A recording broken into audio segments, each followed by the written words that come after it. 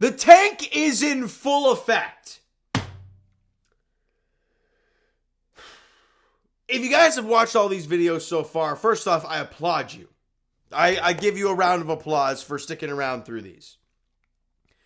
And if you're new to the page because you're watching this freaking turmoil, hit the subscribe button. For the God's sake, show me some love, because it is getting to be an absolute grind to do these videos and watch these games. But if you watched my season preview, I said in the video that we would know by late November where this team is. Because we reamed off the schedule. We talked about the teams that they were playing. And in that stretch, there were 2 games where we're like, those games are winnable games. Those are games that you couldn't, maybe should win. One of which was the Charlotte Hornets. You lost that game. The other one was tonight against the Detroit Pistons. And now for back-to-back games, the Raptors have scored under 100 points. They lose 99-95. Again, they don't allow 100 points for the second consecutive game. In fact, they allow 99 in back-to-back games. Yeah, you lose both games. Crazy. It was a rock fight today, as they lose that other game, and they are now 2-11 on the year. They've lost 6 consecutive games. They're dead last in the Eastern Conference. They're dead last in all of the NBA, even though somehow the Philadelphia 76ers are now going to be 2-10 after their loss to the freaking Orlando Magic tonight. Which, if you think about it, it's not a bad thing, because is that team going to be that bad all year? Probably not. But it's teams like the Jazz and the Wizards and guys like that who are really down right now. Those are the teams you got to worry about. But going into play, the Pistons were 5-8. Regardless of them being 5-8, you want that team to win. If you're on full tank mode, that's what you want. And you know what? The Raptors gave us that. Obviously, they got their win, so they have 6 wins to the Raptors 2. And were there positives tonight, basketball-wise, for the Raptors? Kind of. There are also some glaring issues. Like, positive-wise, Jakob Poeltl, look, let's be honest, guys. Jakob Poeltl took 21 shots. That shouldn't be happening. Like, it should not be happening. He should not be taking more shots than anybody on the team. And yes, he was 12 of 21, so good on him. And 25 points, 19 rebounds, 3 assists. Matt on the broadcast said he had a 20 and 20, so maybe they'll update this. But 25 and 19 is what I have here. He was 1 of 4 from the free throw line. And that's big, right? When you lose a game by 4 and you go 1 of 4 from the line, that's tough. That's tough. You know, Ochai Agbaji didn't shoot great. 4 of 15 from the field. Only had 9 points. RJ Barrett, sure, he had 22, 6, and 7, but he shot 6 of 18. Not great there. Davion Mitchell only gave you 5 points in 32 minutes as your starting point guard. And Grady Dick struggled. I think that's the big negative, I guess, from today, is that Grady really struggled, and he had 2 opportunities in particular to win this game for the Raptors. One, RJ drives, right downhill into the paint, draws all the defenders, and an incredible pass from RJ to find Grady in the corner. He can't make the 3. And you were down by 2 at that point, so you would have taken the lead. He misses that, then the free throws start. And that was with under 20 seconds to go. That was a big shot there. Then with minimal time left, they inbound the ball to Grady, takes another 3, a little bit deeper though, and he misses it. And you could clearly see from his reaction, he was pissed. And I get it.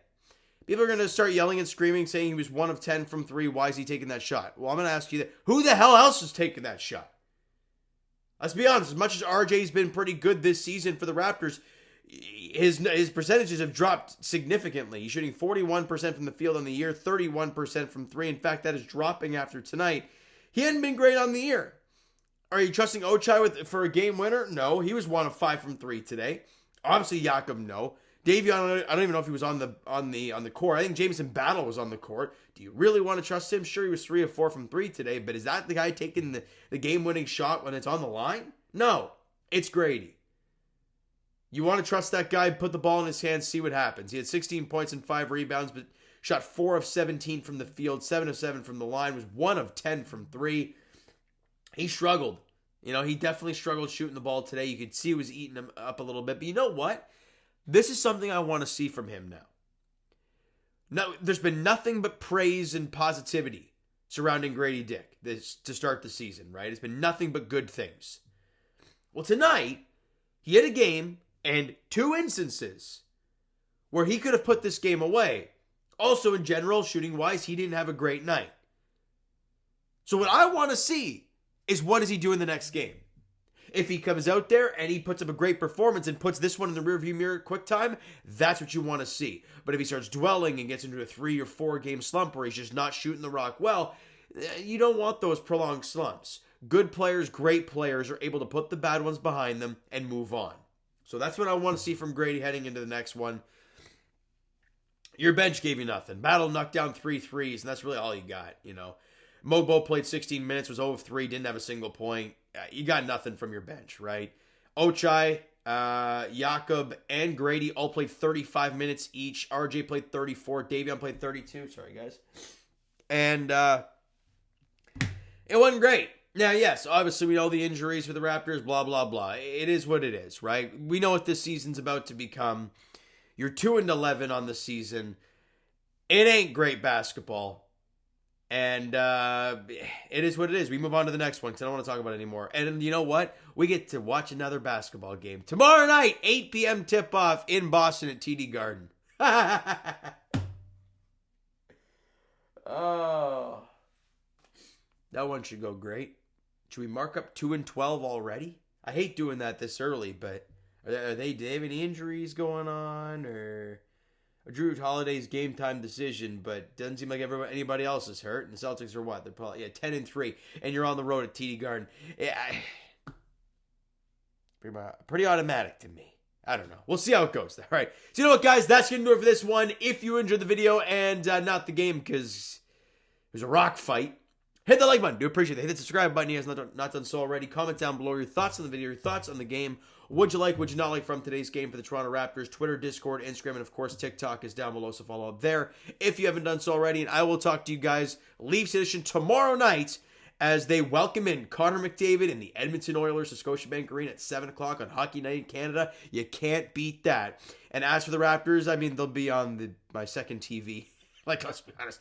8 p.m. tip-off in Boston at TD Garden as the Raptors look to end this 6-game losing skid and not go 2-12, but it kind of looks bleak. Thank you guys so much for listening and watching. I hope you enjoyed the video and not this game today. I'll talk to you guys then.